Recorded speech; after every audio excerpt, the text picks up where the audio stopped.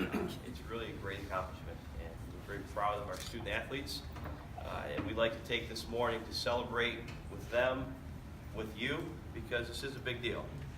When you get the opportunity to go play at the next level, at the collegiate level, you know, there's very few student athletes that have that opportunity. It's a big deal, and we'd like to celebrate that. She is a great teammate, great leader.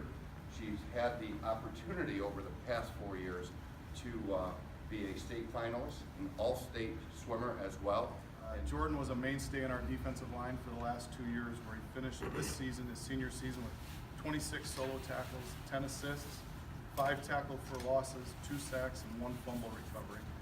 He was also second team All-OAA defensive line. Parker had an outstanding career for us as a kicker, and this year took over our punting duties and did an outstanding job punting as well. He finishes his career with 43 of 46 on extra points, 8 of 9 on field goals, and was over 68% on kickoffs being kicked into the end zone for touchdowns. And the right tackle position is typically our most aggressive and best run blocker. Austin was definitely that. When he gets his hands on a defensive player, they don't get away from him. He's got a real workman's-like mentality, and I think it's great that the hard hat book is in front of him, because that's the type of mentality Austin brought every day to everything for us. He played linebacker, tight end, fullback, and was a backup quarterback for us as well. If you saw us play, you know that Sam was a physical presence in the middle of our defense, and also a coach on the field, getting us lined up correctly and making checks and adjustments for us. But one of the strongest powerlifters in the history of Lake Orion. As a junior last season, Trevor took home 2 first-place trophies in 2 different regional meets, which set himself up for a very successful state championship powerlifting meet, in which he squatted 505 pounds, he bench pressed 305 pounds, and he deadlifted 490 pounds. If you know him as a character, he's always out there having fun, playing the game, and a great teammate. As a sophomore, wanting to be on JV, he could have gone 2 ways.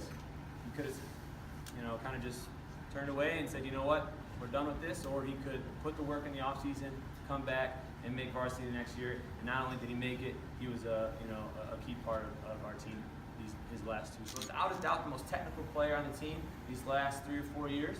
And so we had him at outside back, we had him at center mid, we had him at outside mid, we played him in forward. I guess we didn't put you in goal, but everywhere else we had him out there. Because he's just one of the guys you always wanted on the field at all time. Had one of the biggest desires to learn the game. I mean, even middle of the game, corner on the other side of the field, she's running over to the bench like, Coach, what should I have done there? How can I get better? During practice, always asking to become a better soccer player. And she was the rock of our defense and center mid for 2 years. Academically, she's outstanding with a 4.1 GPA, and will be studying engineering at SIU. Again, she's a midfielder for us, but she's very versatile. She can be central defender. She can even play up top. Once again, a round of applause. It's outstanding.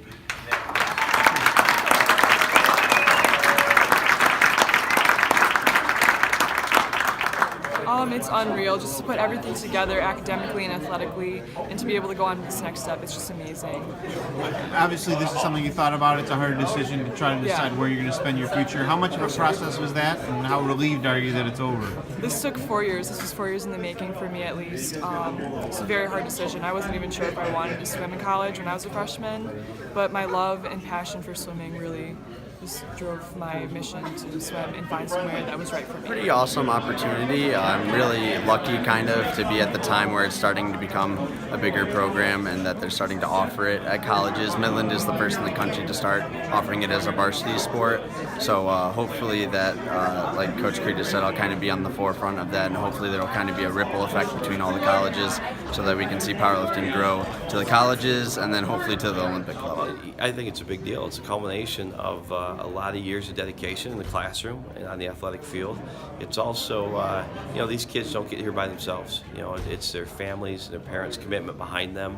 So it's a great way to bring everybody together with coaches, parents, athletes, and really celebrate, a unique thing, because there aren't many student athletes that have that opportunity to go on and play at the college level. So, we really think it's a big deal, and it's a great tradition here, and we'd like to celebrate it.